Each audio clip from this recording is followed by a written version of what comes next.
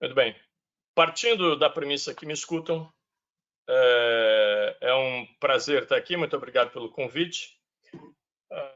Bom, a gente fala de talvez dificuldades ou talvez desafios, né, mais do que dificuldades da implementação de um sistema. Eu procurei separar aqui três grandes questões. Uma delas mais genérica, que pode ser aplicável a qualquer sistema de gestão, tenha ele foco na disciplina que tiver, pode ser qualidade, meio ambiente, saúde e segurança ocupacional, gestão de energia, segurança de alimentos, compliance anti-suborno, segurança da informação. E depois, então, elegi ali um específico da 14001, por uma certa complexidade que o nosso país oferece nesse contexto, e elegi também um específico da 45001. Não pretendo aqui, nesse ponto genérico, entrar em questões como, sei lá, controle de documentos, que historicamente é um aspecto que às vezes tira um pouco o sono de algumas organizações. Mas talvez o ponto genérico que vale a pena a gente abordar, que se aplicaria às duas normas, é exatamente a primeira palavrinha do título de ambas as normas, que é a palavra sistema. Não existe palavra ou expressão mais antissistêmica do que quando a gente escuta alguma coisa do tipo a minha parte eu fiz. Então, se a gente está falando de implementar um sistema de gestão, e esse implementar passa por três verbos. Um primeiro verbo é eu me torno adepto de algum tema, então eu me torno adepto da gestão ambiental, me torno adepto da gestão sistêmica de saúde e segurança ocupacional. Depois, em algum momento, a minha organização decide adotar, então eu tinha o adopt, e depois que ela decidiu adotar, eu vou precisar, então, adaptar as minhas práticas de gestão para atender os requisitos desta ou daquelas normas. Então, quando a gente está falando esse adaptar-se, ou seja, entender o que a nossa organização tem e o que ela precisaria fazer para que ela atenda, para que ela cumpra os requisitos dessa ou daquela, ou de duas normas, no caso a gente está falando aqui da 14 a 45, sempre é bom a gente lembrar da importância de todas, absolutamente todas as pessoas de dentro da nossa organização. Existe uma analogia, e ela é uma analogia bastante visual, eu diria, que ela parte da seguinte pergunta. Imagina o seu computador que você usa na sua casa, no seu trabalho, e a pergunta é, você conseguiria usar todas as funções deste computador se apenas uma das teclas deste computador apresentar alguma pane? Eu acredito, eu espero que a resposta de todos seja não.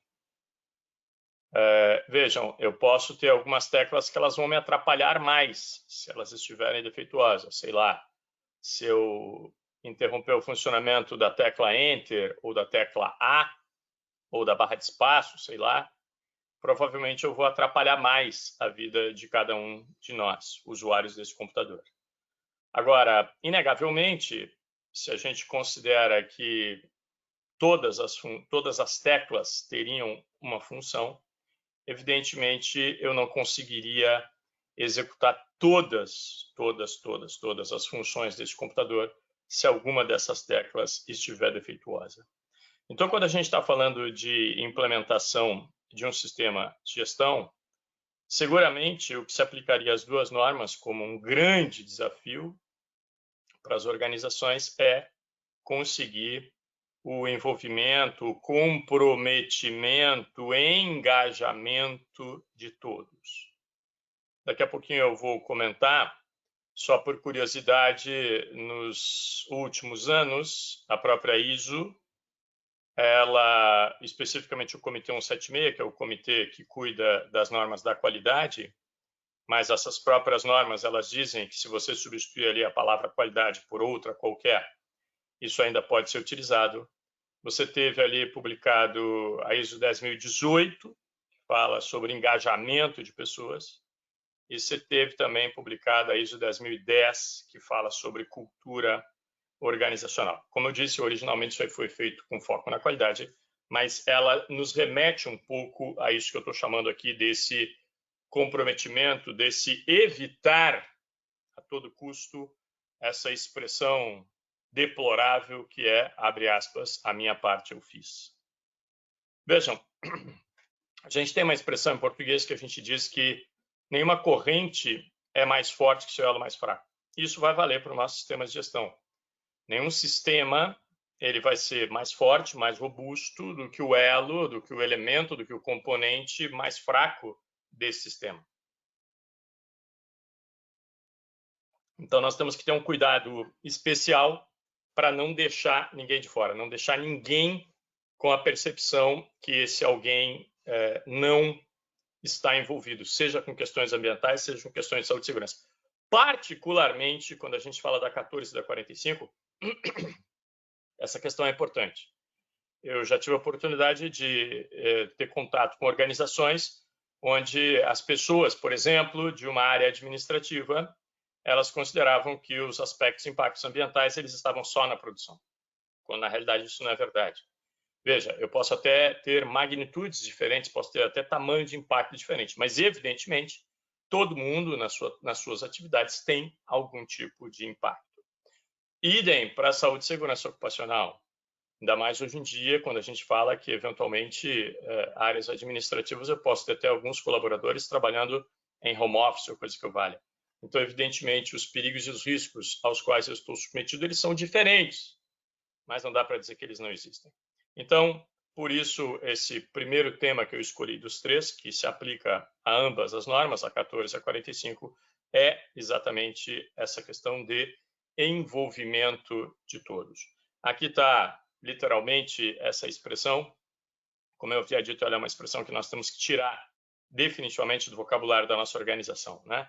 Sempre que vocês ouvirem alguém dizendo a minha parte eu fiz, significa que esse alguém não entendeu o que é um sistema. Eu sinto muito, mas ele não entendeu, né?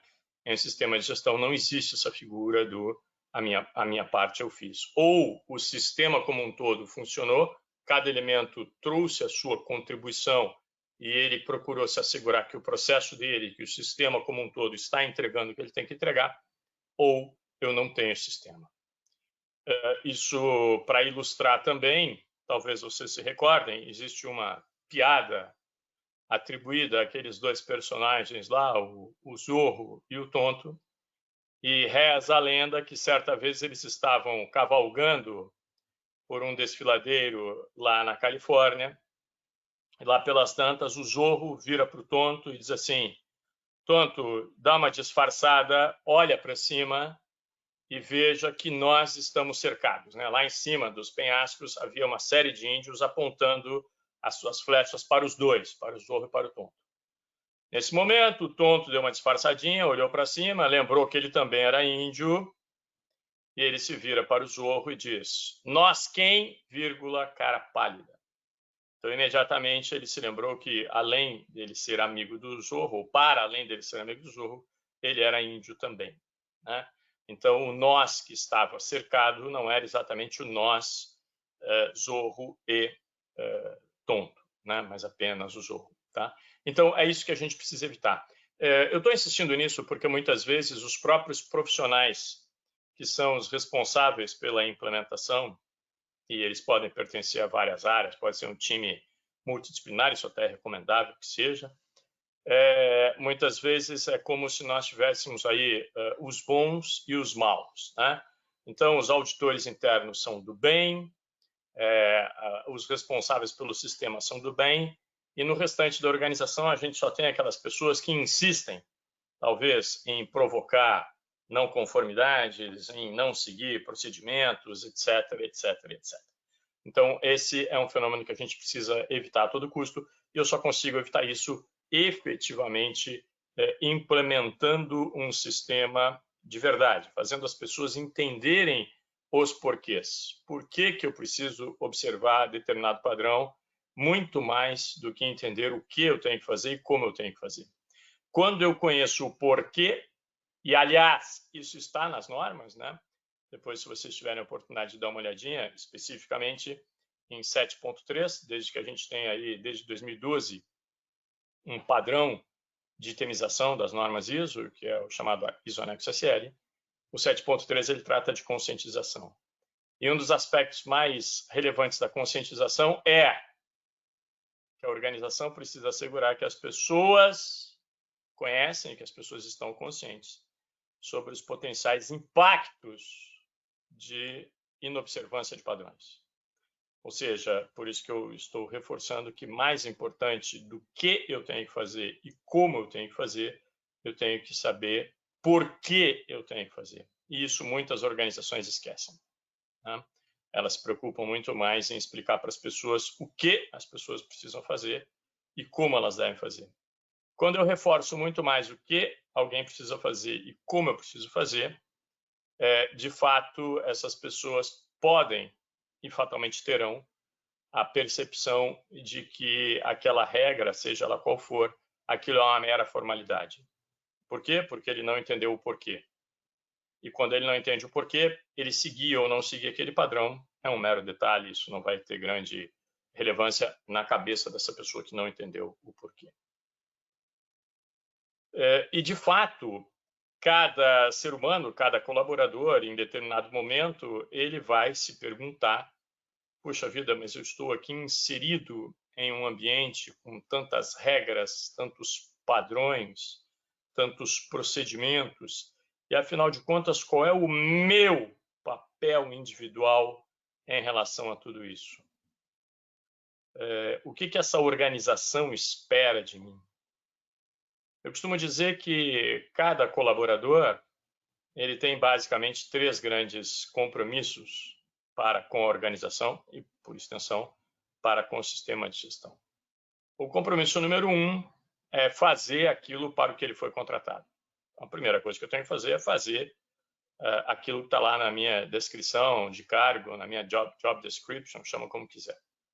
Em segundo lugar, eu preciso procurar permanente e continuamente formas de eu melhor realizar essa atividade número 1. Ou seja, a melhoria contínua ela está incluída no meu contrato de trabalho.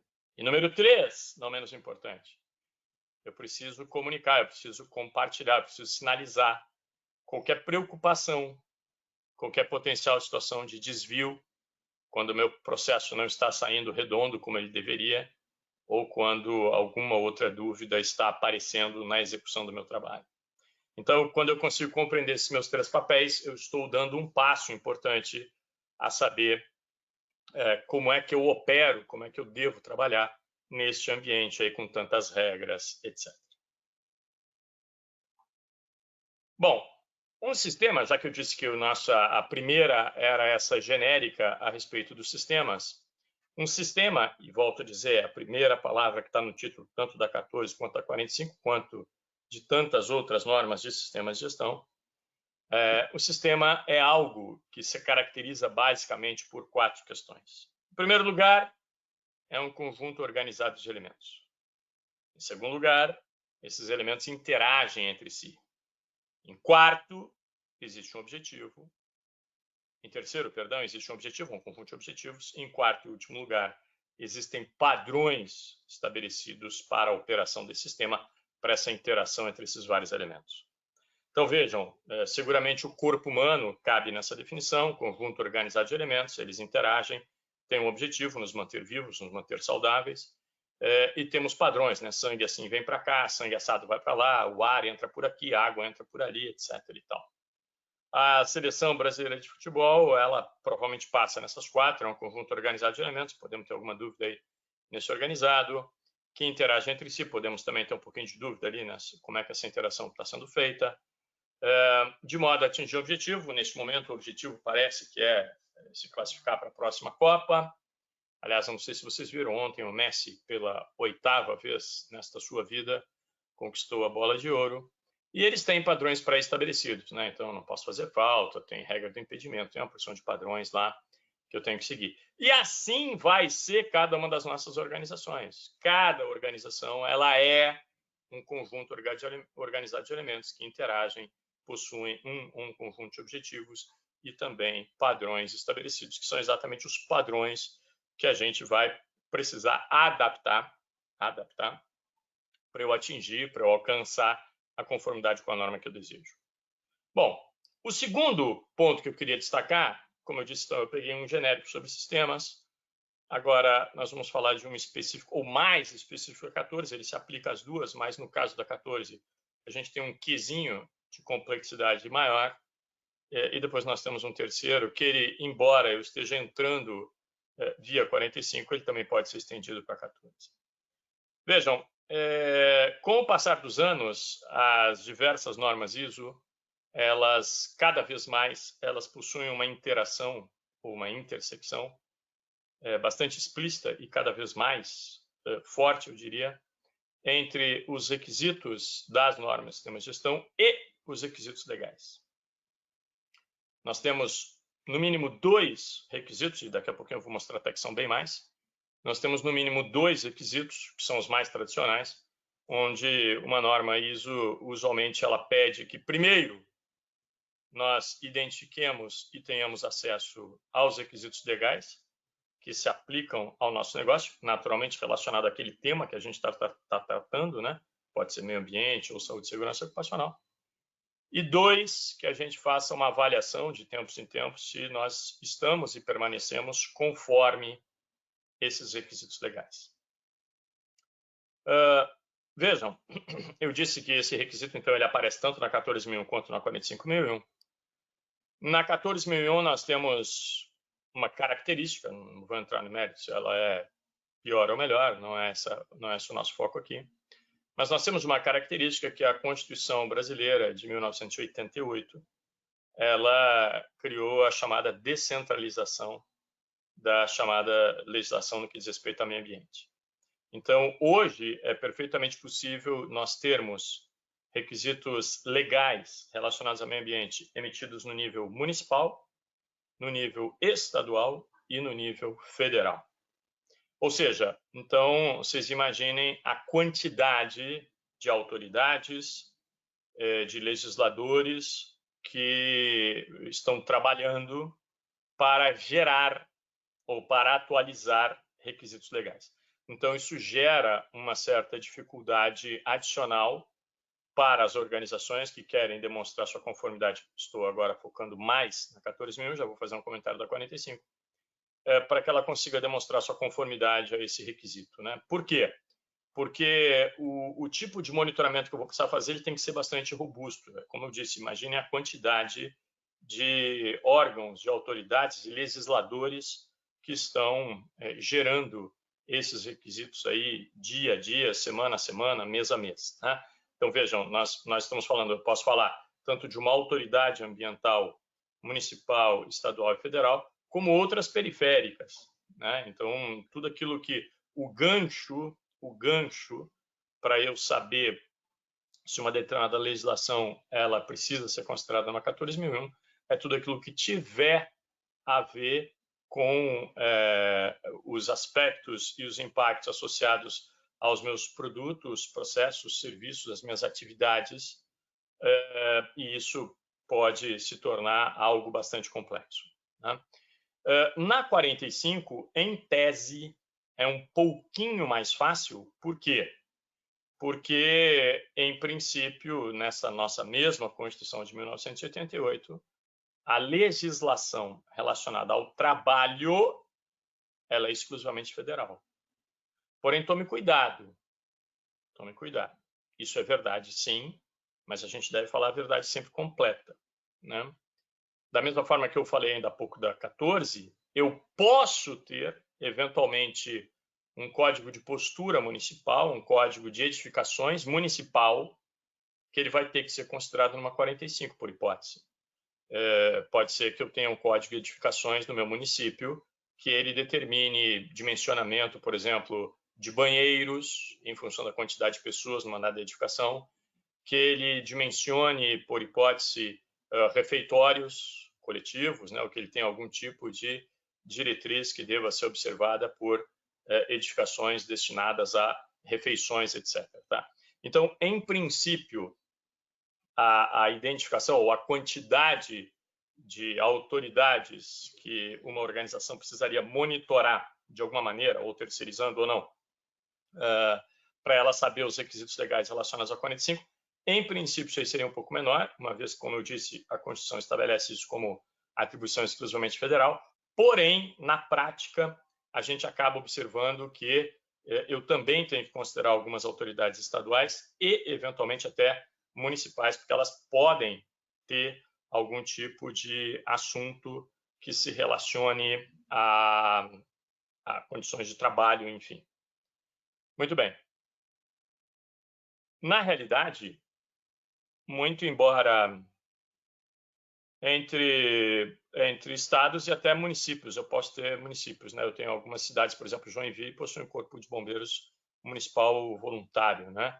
E mesmo quando é única, eu também dependo da própria interpretação que uma determinada autoridade local pode estar dando algum requisito, né? Então, mesmo que eu tenha uma única legislação estadual, nós já tivemos casos aqui de cliente que, pelo simples fato de mudar o comandante local do Corpo de Bombeiros, ele tinha uma interpretação diversa, eles estavam construindo uma planta e tiveram que fazer diversas adaptações pelo simples fato de que houve uma troca no comando do Corpo de Bombeiros Municipal. Então, sim, ela pode até mesmo chegar no nível municipal. Bom, mas eu tinha dito que os dois principais são a identificação, acesso e a avaliação da conformidade, mas, de fato, se a gente olhar com um pouco mais de atenção, a gente chega facilmente a 10 requisitos onde essas normas, a 14 e a 45, apontariam para requisitos legais. Eu vou me basear essencialmente aqui na itemização do anexo SL, que é aquela padrão hoje para todas as normas de sistemas de gestão. Então, eu posso dizer que desde a determinação do contexto, o contexto onde uma organização opera, ele já deve considerar, evidentemente, o contexto legal, né? É o ambiente onde a minha organização está operando, isso aí vale tanto para 14 como para 45. No 4.2, que trata da determinação das necessidades e expectativas das partes interessadas, a gente tem uma questão muito interessante, que é a pergunta de quais dessas necessidades já são ou podem se tornar requisitos legais. Não esqueçam que, na ótica das normas ISO, isso às vezes para nós aqui é um pouquinho distante, mas é assim mesmo, né? Um determinado requisito, uma determinada expectativa de uma dada sociedade, lá pelas tantas ela vai evoluir até um ponto que essa sociedade começa a fazer pressão nos seus legisladores e aquilo se torna um requisito legal. Então, sei lá, pega aí um horário de silêncio em muitos municípios, como é que aquilo ali é estabelecido normalmente, né? Pressão da sociedade ou de alguns representantes da sociedade diante de seus vereadores, por hipótese, né? Então, sempre é importante, quando a gente está determinando esses requisitos, essas necessidades e expectativas das partes interessadas, verificar quais delas vão se tornar, ou já são, ou podem se tornar requisitos legais. A política, tanto no caso da 14 quanto na 45, ela explicitamente aborda a questão da necessidade de se atender, o compromisso de se atender os requisitos legais, portanto, na política também, eu tenho um vínculo muito claro. Aliás, em muitos casos, ou em alguns casos, dependendo da gravidade, o fato de eu não atender um determinado requisito legal significa uma não conformidade em relação à minha política, né? Eu mesmo deixei de atender o compromisso que eu assumi na minha política de observar os requisitos legais aplicáveis. No caso da 45, a gente tem um requisito bacana, que ele é específico da 45, mas ele sempre é interessante a gente lembrar, que é participação em consulta. e um dos itens de participação em consulta que a 45.001 lista é exatamente o como atender requisitos legais. Isso é sensacional, né? Ou seja, envolver, consultar os trabalhadores sobre como determinado requisito legal pode mais facilmente ser atendido, né? Porque a galera está ali no dia a dia, esses caras às vezes estão enxergando coisas que outras pessoas não estão enxergando. Bom, depois então a gente chega efetivamente no determinação, que é um dos dois que são os mais tradicionais quando a gente fala de requisitos legais, né? Determinação dos requisitos legais propriamente dito. Na 14 tem uma sacada inteligentíssima em competência. Vejam que interessante.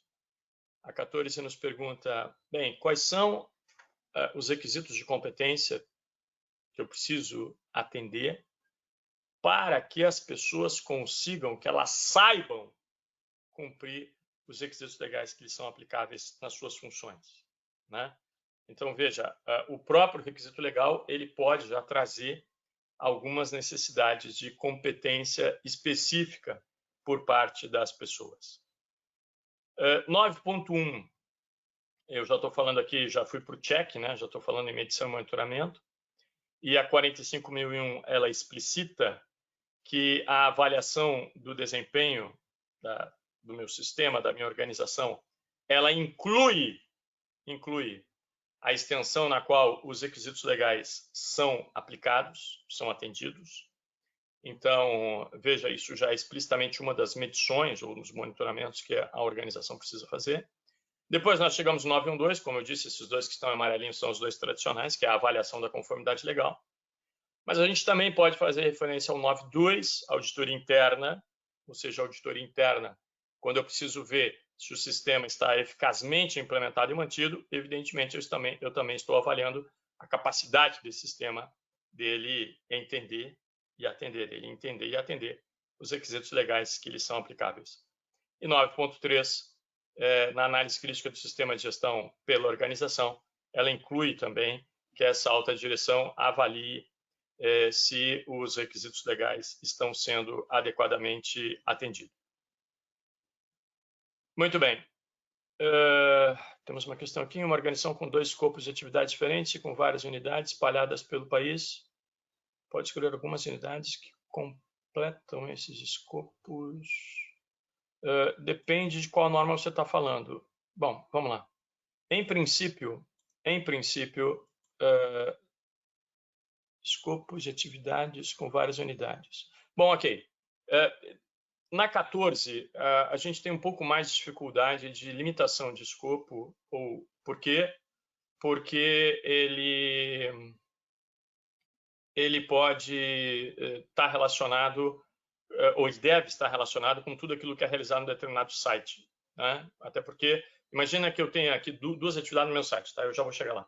Se eu tenho 2 atividades no mesmo site, e eu quero deixar, por exemplo, na 14, uma dentro do escopo e outra fora, eu teria grande dificuldade. Por quê? Porque imagina que eu tenha algum tipo de contaminação do lençol freático, alguma emissão atmosférica, vai ficar muito difícil eu conseguir dizer qual veio da onde. Então, em princípio, em uma unidade geográfica, uma unidade física, em princípio, tudo que é feito ali teria que estar no escopo da minha 14. Ponto. Na 45, eu posso ter escopos separados, se bem que também toma sempre cuidado, nunca esqueça, eu costumo dizer que, às vezes, é mais difícil você separar do que juntar. Por quê? Vamos supor que seja perfeitamente possível você separar um escopo, no caso da 45, então você tem lá, sei lá, 2, 3, 4, 5 prédios industriais no teu site, você quer certificar apenas um deles, né? Lembra sempre que se você separar, o que pode acontecer é que você vai ter alguns prejuízos com isso, né? Então, como eu disse, às vezes é mais difícil separar do que juntar. Por quê? Porque na medida que eu separar, eu perco um pouco de flexibilidade na minha organização, por exemplo, com polivalência, com substituição das pessoas.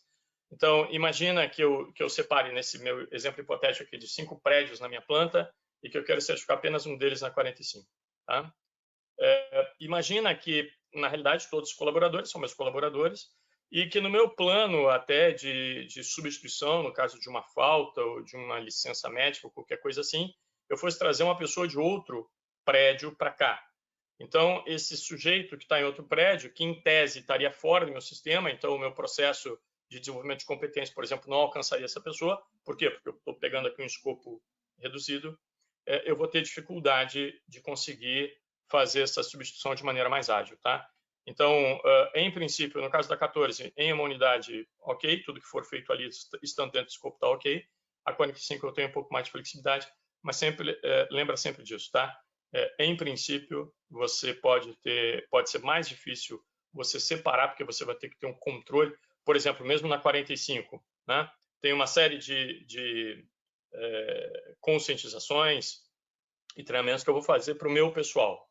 Então, todos aqueles outros colaboradores que estão na mesma área, mas que trabalham nos outros prédios, esse cara vai ter que ser, sei lá, considerado visitante ou coisa que eu valha, mas eu vou ter que, o meu sistema vai ter que atingir esses carinhas, essas pessoas de alguma maneira, tá? Então, sempre, no final das contas, faz essa análise com um pouco mais de profundidade para ver se, de fato, você vai estar reduzindo o teu trabalho, tá? Às vezes, isso não é tão óbvio assim. Muito bem. Bom, nós temos chegado aqui na análise crítica. Então, se vocês somarem aqui, nós chegamos aqui exatamente a 10 requisitos, pessoal. E não apenas esses dois que tradicionalmente a gente olha com mais atenção, né? Então, vejam, 1, 2, 3, 4, 5, 6, 7, 8, 9, 10 requisitos que fazem algum tipo de referência a requisitos legais, tá? Então, a atenção que eu estou querendo chamar, ela, por um lado, ela diz respeito ao fato da pluralidade das fontes de requisitos legais, mas também a que a gente compreenda e aplique não apenas naqueles dois requisitos ali mais tradicionalmente tratados quando a gente fala de requisitos legais, que é o 6.1.3 e o 9.1.2, mas que a gente faça uma leitura adequada da norma, né? Em princípio, embora a própria norma separe, como vocês estão vendo aqui, o 912, que é a avaliação da conformidade legal da auditoria interna, mas os auditores internos também têm que checar se o 912 está sendo bem feito, né? Então, eu ter um nível de consciência dos meus próprios líderes, dos próprios auditores internos, da importância dos requisitos legais.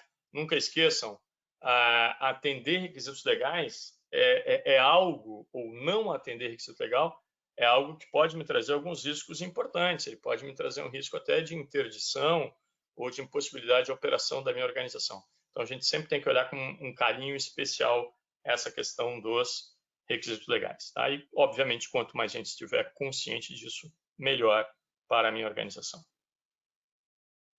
Muito bem. E aí nós chegamos no terceiro ponto, que ele explicitamente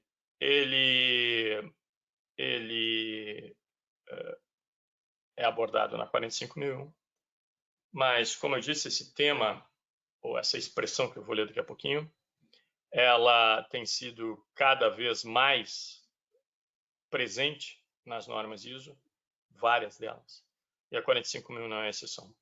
A 45.001 e 6121, quando ela aborda a identificação dos perigos, ela começa dizendo assim: como o trabalho é realizado, como o trabalho é organizado, incluindo aí carga de trabalho, horários de trabalho, vitimização, assédio, bullying, e ela explicitamente coloca liderança e cultura da organização.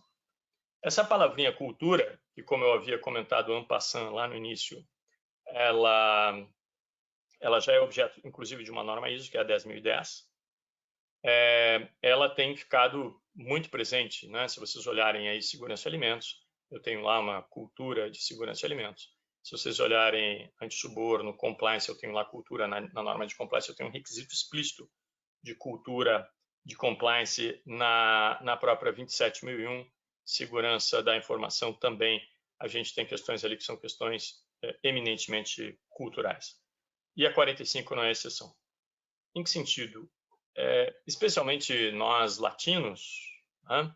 Aquele conceito, entre aspas, né? Sem nenhum tipo de juízo de valor, do macho latino, eu tenho uma certa tendência a achar bobagem o uso de EPIs ou coisa que eu valha, né? Eu acho que aquilo é coisa para fracos. Há algumas semanas eu mesmo tive uma experiência pessoal com isso.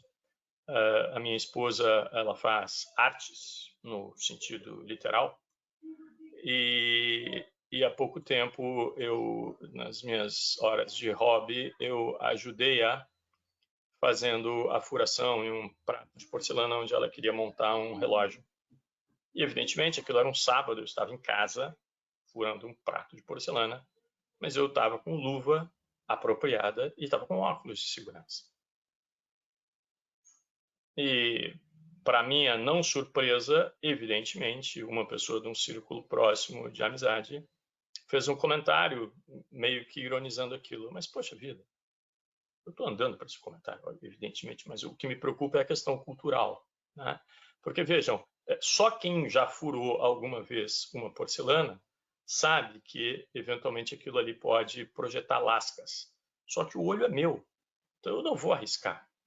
Isso aqui, inclusive, é instrumento de vida, é instrumento de trabalho. Tá?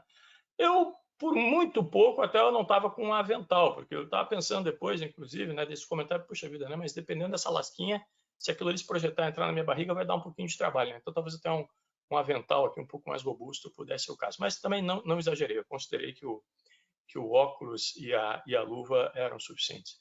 Mas vejam, o que eu só estou querendo ilustrar, até com um exemplo 100% pessoal, é a maneira pela qual a gente olha e analisa e interpreta essas situações. Isso tem tudo a ver com cultura. Né? Então, sempre que você chega numa organização, eu costumo... Essa é uma pergunta que eu gosto de fazer. Né? Tá aí, vocês identificaram algum tipo de perigo cuja origem, cuja fonte seja cultura? E não é raro que as pessoas digam no primeiro momento que não. Vejam, não tem nenhum problema ela realmente ter analisado e ter chegado à conclusão que não tem nenhum. Não vou entrar no mérito, isso é mais ou menos provável. Agora, ela a priori dizer que não tem, isso não dá, porque isso está muito presente. Tá? Aqui, a nossa atividade principal aqui na TSG é formação de auditores. Depois a gente também tem auditorias, diagnósticos, etc. E temos projetos de consultoria que a gente mantém alguns aí ao longo do ano, né? De cada ano. E eu me recordo que há algum tempo atrás, uma aluna nossa, ela estava me contando que ela é uma gerente de recursos humanos de uma multinacional que tem operações aqui no Brasil. E essa organização, eles têm a seguinte disposição. O teu crachá, ele libera a catraca em cada uma das plantas industriais, são 5, como eu disse. Então, mesmo a galera do corporativo, que fica em São Paulo, eles conseguem acessar as áreas industriais. Mas eles têm uma regra.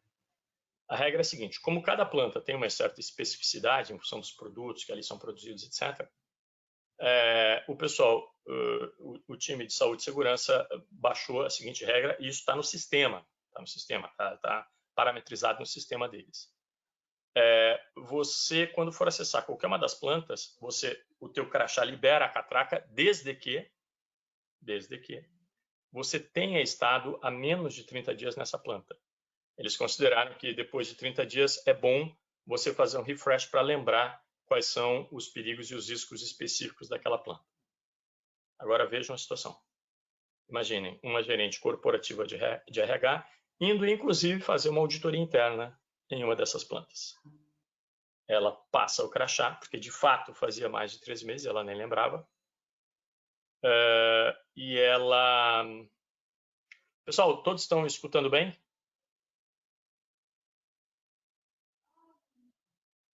É uma pergunta. Eu vou continuar, se quiserem. Sim, muito bem. Bom, e ela passa o crachá e a catraca trava o acesso dela. Vamos à situação real. 5 metros para dentro, não mais do que 5 metros para dentro, estava nada mais nada menos do que o supervisor da empresa terceirizada de segurança patrimonial dessa empresa, que inclusive reconheceu essa gerente RH corporativa, talvez até, estou fazendo uma pequena inferência, talvez até fosse a fiscal do contrato dele, não sei. Mas imediatamente, o que ele fez quando ele vê o sistema barrar uma gerente corporativa de RH? Esse cara, sem pestanejar, sem perguntar nada para ninguém, ele vai lá e faz o quê? Evidentemente, todos aqui somos brasileiros, você já deve imaginar, ele vai lá e libera o acesso dela. Se ele ao menos tivesse pensado, ou tivesse dito, puxa vida, né? Puxa, eu vi aqui que o seu crachá bloqueou o seu acesso. Vamos dar uma olhadinha aqui no terminal, vamos ver quando é que foi a última vez que a senhora entrou aqui? Ainda menos mal. Por isso que eu mencionei lá na primeira a questão do porquê das regras, não o que e o como, né? Então, provavelmente, na cabeça dele, essa regra dos 30 dias era uma mera formalidade. Portanto, se ele não sabia o porquê, cumprir ou não cumprir é um mero detalhe. Mas vejam, isso é tipicamente uma questão cultural. Na cultura instituída, como é que poderia um reles sistema, um parâmetro de um sistema, impedir o acesso de um gerente a uma planta? Tá? Então, é só para ilustrar como essa questão ela é importante quando estamos tratando de saúde e segurança ocupacional. Se eu não me preocupar comigo mesmo, não vou esperar que outras pessoas vão se preocupar. Eu deveria ser o primeiro a me preocupar com a minha própria integridade. Só por curiosidade, para quem curte esses assuntos, tá? Esse livro, até onde eu me lembro, ele está esgotado, mas quem tiver curiosidade, eu acredito que numa estante virtual da vida vocês ainda devam encontrar, que é O Lado Humano da Qualidade, do Klaus Miller. O Klaus Miller é um dinamarquês, e embora eu tenha aqui essa qualidade no título, não se apavorem, porque o que ele diz é o seguinte, olha, na realidade, nos meus processos de rotina, se eu resumir em 30 segundos, ele diz o seguinte, o que vale mesmo é o orgulho que eu tenho ou que eu sinto daquilo que eu fiz ou que eu deixei de fazer. Tá? Então, o resto tudo é consequência disso. Né? Então, independentemente do meu papel dentro de uma organização, eu tenho que ter orgulho daquilo que eu fiz. Eu tenho que me sentir recompensado, eu tenho que saber que eu fiz bem feito. Então, ele diz que não existe nenhum outro tipo de qualidade, que a única qualidade que existe é a qualidade pessoal. Qualidade pessoal, por isso que ele chama de o lado humano da qualidade. E para quem curtiu essa questão de cultura, fica aqui uma dica, porque é possível você dar um zoom dentro dos perigos e riscos. É possível hoje, pelas normas ISO, você dar um zoom no que a gente chama de riscos psicossociais. A ISO publicou há não muito tempo a 45003, tá? Como vocês estão vendo aqui, ela é de junho de 21. Ainda não está publicada pela BNT, mas você já tem versão, obviamente, em inglês, em espanhol. Isso aqui é a cara da versão, da tradução oficial em espanhol, da versão em espanhol. Tá? Então, vejam que ela é uma norma de diretrizes, ela complementa, tá? Ela não é uma norma certificável especificamente, mas então, como eu disse, é como se você pegasse o tema riscos psicossociais, vocês estão vendo aqui, ó, diretrizes para a gestão de los riesgos psicossociais, diretrizes para a gestão dos riscos psicossociais. Então, ela pega esses riscos e dá um zoom. E ela é muito feliz. Por que ela é feliz? Porque ela diz o seguinte, ela define risco psicossocial, então a combinação da probabilidade de ocorrência com o impacto, né, natural, isso é a definição tradicional de risco. E na nota 1, ela divide esses riscos psicossociais em 3 grandes famílias. A organização do trabalho, como é que as pessoas se organizam a si mesmas ou como é que elas são distribuídas dentro da organização, os fatores sociais no trabalho e depois o ambiente de trabalho, aqui na questão física, né, entre aqueles equipamentos, as tarefas perigosas. Então, ela divide nessas 3 famílias boa parte desses riscos que tem a ver com questões incluindo as culturais. Ela também define bem-estar no trabalho. E só para vocês terem uma ideia, aquelas 3 famílias elas vão se transformar em 3 tabelas nessa norma. Por curiosidade, para quem curte esse assunto e quiser aprofundar, vale a pena. Tá? Esse é um dos 3 que eu tinha selecionado. O primeiro era sistemas, que vale para as 2. O segundo era requisitos legais, que vale para as 2, mas eu foquei mais na 14. E o terceiro é essa questão cultura, que eu foquei mais na 45, mas que obviamente você pode estender para as 2. Tá? Então, os aspectos da organização do trabalho, ela aborda-se na tabela 1, os fatores sociais na tabela 2 e o ambiente de trabalho, equipamentos e tarefas perigosas na tabela 3. Eu peguei aqui só alguns exemplos, tá? Para ilustrar e abrir um pouco a mente do que a gente pode estar falando aqui. Então, vejam, ó, expectativas dentro de uma função que são mutuamente opostas. Tá? Então, quando você tem uma determinada tarefa lá para um determinado colaborador, que você tem, é como quando a gente é criança, quando você pede uma coisa para o pai e a mesma coisa para a mãe, um diz uma coisa, outro diz outra, né? Então, quando eu tenho expectativas opostas, isso dá um tilt na cabeça, isso pode ser um risco, e se essa cultura estiver instituída dentro da minha organização, isso pode ser um grande abacaxi. Incerteza ou alterações, isso aqui são exemplos que a própria norma traz, tá? Incerteza ou alterações frequentes das tarefas, tá? Das tarefas e das regras de trabalho, isso também dá um tilt, e isso aqui pode ser cultural, aquelas organizações que ficam mudando, não param nunca. Trabalho fragmentado ou sem sentido, tá? As pessoas não conseguem enxergar valor naquilo que elas estão fazendo. Requisitos relativos ao período de alerta, né? Quanto tempo eu preciso ficar alerta, quanto tempo eu preciso ficar concentrado de forma excessiva. Altos níveis de pressão por prazos, estar continuamente sujeito a prazos, é outro que ela lista. Não escutar, olha que interessante, isso aqui também pode ser cultural, né? Não escutar reclamações e sugestões ou fazê-lo ocasionalmente, né? Então, aquela organização que não escuta as pessoas, eventualmente vocês devem conhecer alguma organização hipotética ou alguma que não seja aqui no Brasil, evidentemente, mas talvez você já tenha ouvido falar, né? Alguma em que um primo trabalha, uma prima. Reter informações, isso aqui também muitas vezes é uma questão cultural. Falta de feedback construtivo no processo de avaliação, falta de confiança, honestidade, respeito, civilidade, justiça. Tudo isso aqui é cultural também. Condições precárias no local de trabalho, e aí ela pode estar falando aqui de falta de espaço, de iluminação, ruído excessivo, falta de ferramentas, trabalho em condições ou situações extremas, também é uma das que a 45003 lista. E aí, eu queria, já que eu fiz um pouquinho de propaganda dessa 45003, queria falar de outras duas que eu já havia mencionado lá no início, né? Que é essa aqui de engajamento, né? People Engagement, que é 10.018, e a cultura, que é essa 10.010, né? Organizational Quality Culture. Mas vejam que em ambas vocês podem substituir a palavra qualidade por outra qualquer. Tá? Estou falando de engajamento de pessoas de modo geral, tudo que está aqui é absolutamente genérico. Quando estou falando de cultura, estou falando de cultura, isso é absolutamente genérico. E uma coisa interessante é a própria definição que a 10.010 traz para a cultura, né? Ela lista 6 componentes. E esses 6 componentes, a gente pode enxergar 4 deles, se isso aqui fosse um iceberg, abaixo da linha d'água, e 2 deles acima. Então, ela fala que cultura é composta por crenças, valores, história e ética. Esses 4 estariam abaixo da linha d'água. E os 2 de cima seriam o quê? Atitudes e comportamentos observáveis. Atitudes e comportamentos observáveis, ou seja, aquilo que a gente vê. É o nosso segurança que vai lá e libera o acesso de alguém que o sistema havia travado. Isso é cultura. Então, visualmente seria isso aqui, né? Os meus valores, crenças, história e ética estariam abaixo da linha d'água. Atitudes e comportamentos observáveis é o que todo mundo vê, é o que está acima da linha d'água. Esses 3 compromissos eu havia comentado com vocês. Isso aqui também isso tem a ver com visão sistêmica, isso tem a ver com cultura. É importante que as pessoas se sintam confortáveis tanto para o número 2 quanto para o número 3 e que não achem que o papel dela é apenas o número 1.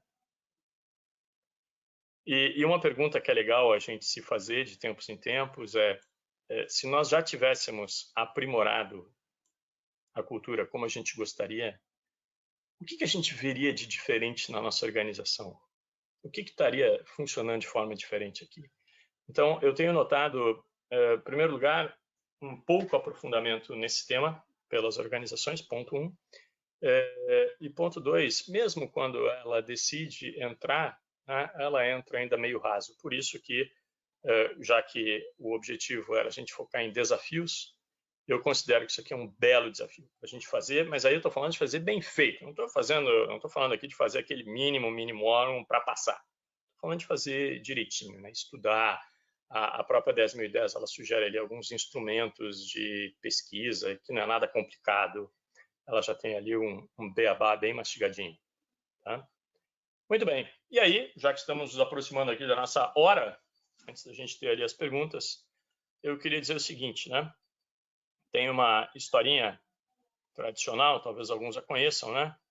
A respeito de 4 personagens, o todo mundo, o alguém, o qualquer um e ninguém, todo mundo, alguém, qualquer um e ninguém. E implementar um bom sistema integrado de gestão ambiental e de saúde e segurança era alguma coisa muito importante. Todo mundo estava certo que alguém faria isso. E, de fato, qualquer um poderia ter contribuído, né, com a implementação desse sistema. Mas ninguém fez isso. E, nesse momento, alguém ficou muito zangado.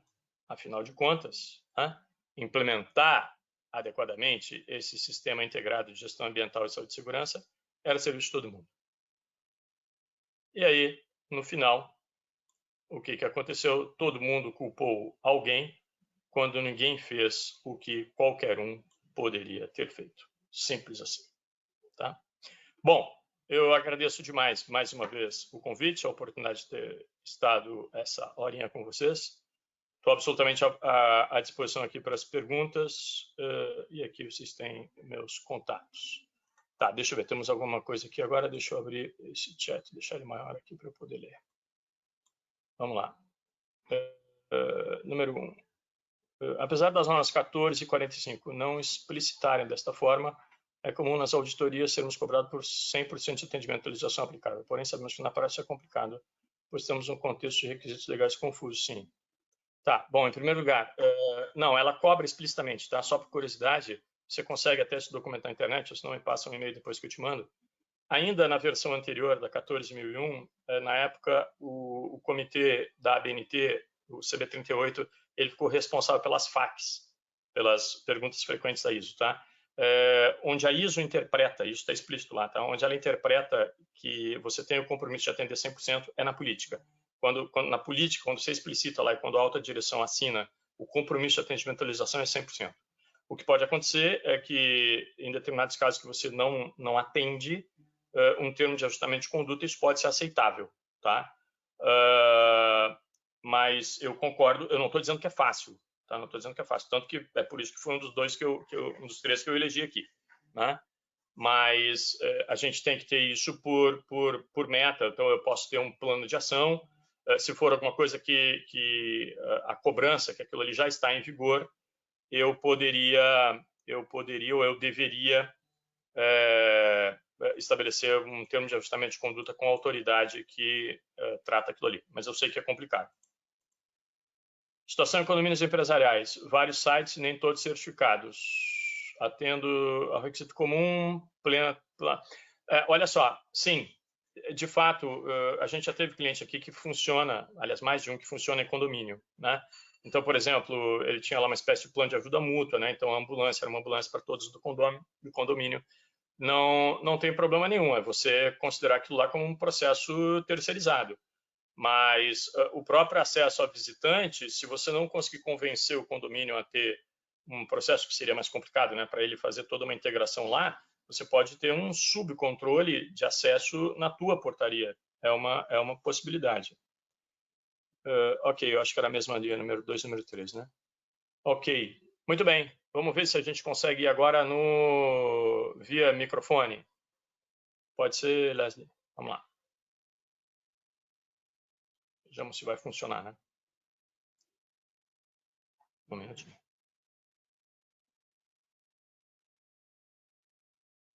Eu não escuto.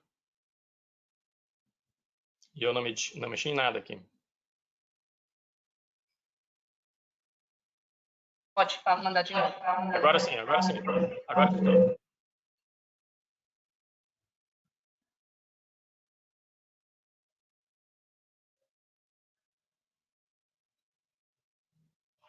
Já não estou escutando. Agora sim.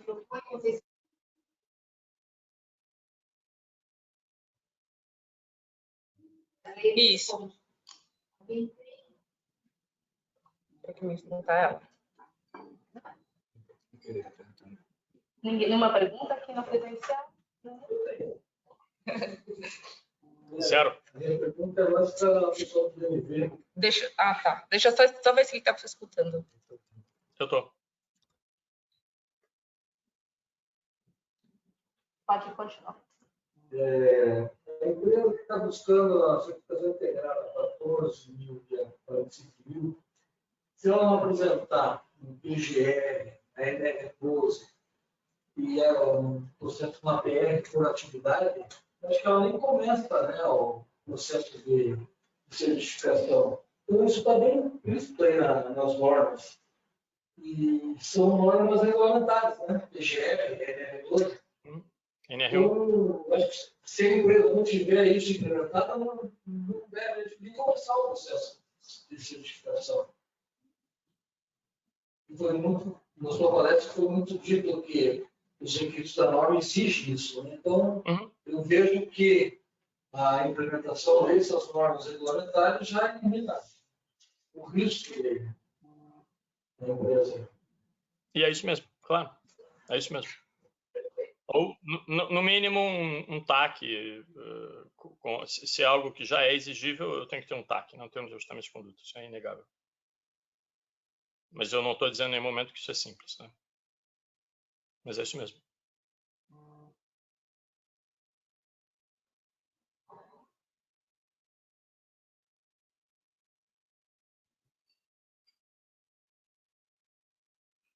Mais alguma?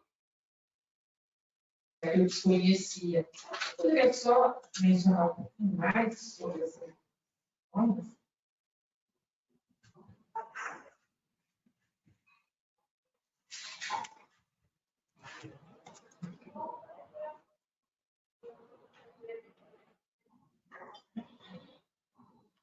Eu? Deixa eu ver, acho que eu não escutou só a pergunta. Não escutei.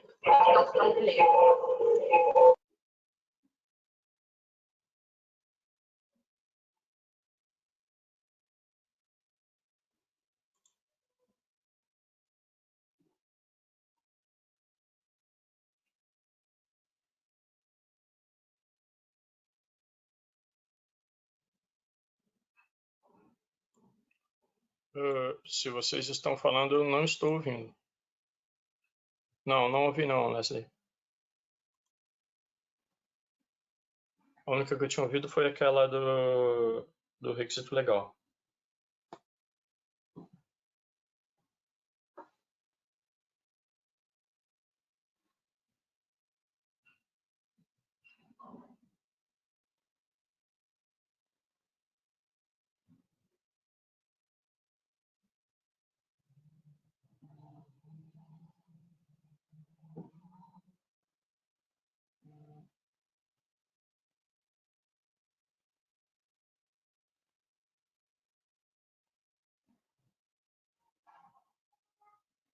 (10.010, 10.018), você está se referindo a quê? 10.018 foi a publicação da 45.001. 10.018 não entendi. 10.010 não entendi. Ah, deve ser 10.010, 10.018. Ok, tá, agora peguei. Foi só o primeiro dígito ali que estava furado. Tá, ok. São normas que foram publicadas já durante a pandemia, tá? Como eu tinha dito, a 10.018 ela tem a ver com engajamento, então ela tem lá uma porção de dicas, tá? Ambas são diretrizes, então ela tem uma porção de dicas de como é que você consegue. A própria definição de engajamento ela é interessante, né? A 10.018 define engajamento como um vínculo emocional, olha que interessante, das pessoas com a organização. Isso também tem a ver, por isso que eu insisti nela, isso também tem a ver com aquilo que eu comentei lá no início, que é a questão do entender os porquês, né? Então, o vínculo emocional das pessoas, e ela fala literalmente isso, né? Para muito além do que eu receber o meu contra-cheque lá, o meu pagamento no final do mês. E a 10.010 vai nessa mesma linha, só que, obviamente, com foco em cultura. A 10.010 ela apresenta um ciclo que você deve seguir. Então, em primeiro lugar, você determina qual seria a tua cultura desejada. Veja, isso é interessante. Você não começa medindo onde você está, que é exatamente para a gente tirar todo e qualquer paradigma. Tá? A primeira sugestão dela é que você determine onde é que você quer chegar. Então, você define onde é que você quer chegar. Depois, sim, você vai definir onde é que você está.